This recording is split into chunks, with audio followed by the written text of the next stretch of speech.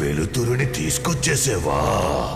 నేను ఆ రోజే చెప్పాను నువ్వే చేయగలవు అని. నువ్వు కాకుండా ఈ పని ఇంకెవరు చేసినా ఆ మంటల్లోనే మాడి మసైపోయేవారు. నువ్వు సూర్యగ్రహణంలో పుట్టిన వాడివి.